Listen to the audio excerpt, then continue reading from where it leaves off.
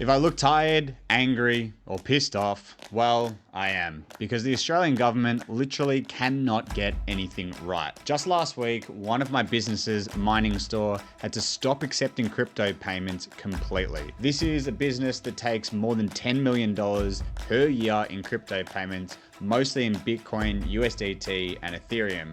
And we had to turn that off overnight. Clients were stressed, we were scrambling, and it was all because of the new Australian law that kicks in on the 1st of July, the travel rule. And here's the part that nobody is talking about. This law doesn't just make it harder to send your crypto to, say, your cold storage wallet, it makes it even harder to receive it, to get paid in it, to use it as money at all. By the end of this video, you're gonna understand exactly what has changed, why it broke my business, and why it might be the clearest sign that Australia does not want crypto to be allowed to behave like a currency. If you're new here, I'm Will. I teach everyday Australians how to build real wealth with crypto the right way, the compliant way, with the tax and the structure all sorted. So when a law lands that affects every single crypto holder in this country, I'm gonna break it down for you in plain English. So let's get into it. The thing that broke my business is called the travel rule. It comes into force in Australia on the 1st of July 2026, and it's enforced by Austrac, our financial crime regulator.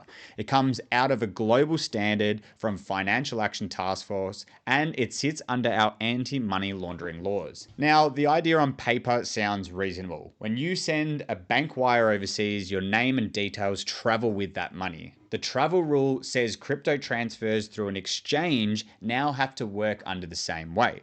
The sender's information and the receiver's information have to travel with the transaction. And here's what most of the Australian people don't understand. Everyone is talking about withdrawals, about sending your crypto out of an exchange into, say, your cold storage. But the rule cuts both ways. When crypto comes into an Australian exchange, that exchange now has to know who sent it. Look at this. This is a notification that we receive when one of our clients tried to pay their monthly power bill in crypto. And that's a major exchange telling its own user from the 1st of July, if someone sends crypto to your account, you need to provide the sender's details. Maybe there's a bit of a privacy issue there. Any amount. So this isn't being dramatic. This is the new reality of receiving crypto in Australia via exchange. So let me show you exactly how this plays out in the real world, because it's just happened to me. One of my businesses sells and hosts Bitcoin mining hardware mining store. A lot of our clients pay their power bills and their machines using crypto. They send us Bitcoin, USD, Ethereum straight to our exchange account. We then convert it to USDT and pay our suppliers overseas. Simple, fast, it worked for years. That's crypto doing exactly what it's supposed to do, moving value around the world quickly. Now, under the new travel rule, every single one of those incoming payments needs the depositor to be verified. Every client, every deposit, the exchange is telling us we have to identify the person sending the money to us on the deposit, and every deposit is flagged. And this is just one of the new costs landing on the entire industry. There's a whole other law coming into 2027, the Digital Asset Framework, and it's going to force exchanges to hold a full financial service license, an AFSL. That is an expensive license to get and an expensive one to maintain year after year. So you've already got that cost, and now you're putting the travel rule on more compliance costs on Australian users, businesses, exchange users. And here's the part that really gets me. The government isn't paying for any of this. The exchanges are. And businesses just like Mining Store, who quietly absorb the costs just like we have to with this one. We have to get legal advice on all of this. We have to get new compliance in place. We have to deal with the stress of our clients, putting crypto payments on hold. $10 million a year of payments coming through Mining Store in crypto payments. Now it's all up in the air. Think about what this means at scale. Hundreds of payments this month coming from clients all over the place. Suddenly, every one of them is a compliance task. We couldn't keep operating like that safely. So we had to make the call and suspend crypto payments while we sort it all out. And I'll be honest with you, that caused real stress for our clients and real disruption for us. We're working through it all with our lawyers right now on the compliant path forward, and I'm not going to walk you through exactly the mechanics of what that looks like, because this is exactly the kind of thing that if your business is affected by a YouTube video is not suitable for. You need to engage a lawyer and get professional advice on what to do. Because the reality is there are hundreds of businesses across Australia about to feel the exact same pain. But here's what I really want you to understand, because the travel rule is just the latest layer. The bigger story is that Australia decided a long time ago that cryptocurrency is not money. It's an asset, a commodity, something you own like shares or property, not a currency you spend. The tax office has treated crypto as property as a capital gains tax asset since its very first guidance back in December 2014, not money. Not foreign currency, not legal tender. And here's the moment that really tells you how deliberate this was. Back in 2021, El Salvador made Bitcoin legal tender. Now, technically under our own tax law, that could have meant Bitcoin counted as foreign currency in Australia, and that would have changed everything about how it's taxed. So what did our government do? In 2022, they brought in legislation to specifically exclude crypto from being treated as foreign currency, and they backdated it. Their reasoning was that Bitcoin is a decentralized commodity. It's not issued or controlled by any government, so it doesn't count.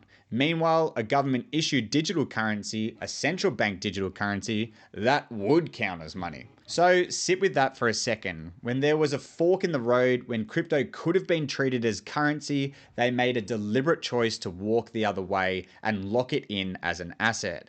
Now, why does all of this matter to you and all the people sitting at home watching this video? Because there is one brutal consequence. When crypto is an asset and not a currency, every time you spend it, you trigger a tax event. Buy a coffee with Bitcoin, that's technically a capital gains tax calculation. Pay for something, swap one coin for another, it's a disposal in the eyes of the tax office. There is, of course, a small personal use exemption, but it only applies if your crypto costs you under $10,000 and you're mainly using it to buy personal items. For anyone holding crypto as an investment, that exemption does not save you. So think about what that does. It makes it almost impossible to actually use crypto as money day to day because every transaction is creating paperwork and a tax headache. The government says crypto isn't a currency, and then the tax laws make absolute sure it can't behave like one. It's a bit self-fulfilling. Now, to be fair, the government's reasoning isn't completely mad. Treating crypto like shares keeps things consistent, it closes some tax loopholes, and yes, crypto isn't issued by any government.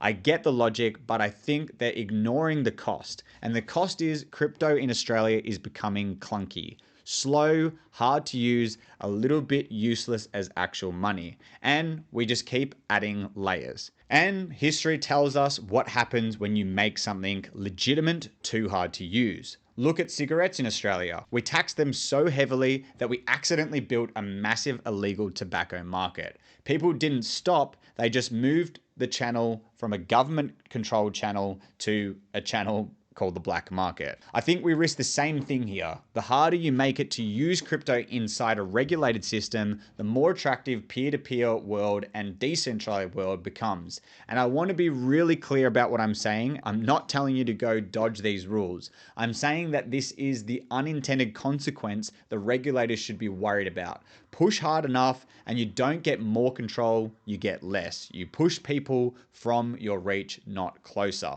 And I genuinely want to know where you stand on this. Do me a favor and leave a comment in the comment section and tell me how these changes are making you feel. Are you still happy to use crypto exchanges, or are you starting to take self-custody and look at the decentralized world of crypto? Let me know in the comment section below. I reply to every comment. Where does that leave you? Because I don't ever want to just hand you a problem and walk away. Here's the truth. None of this changes the case for owning crypto as part of a long-term plan.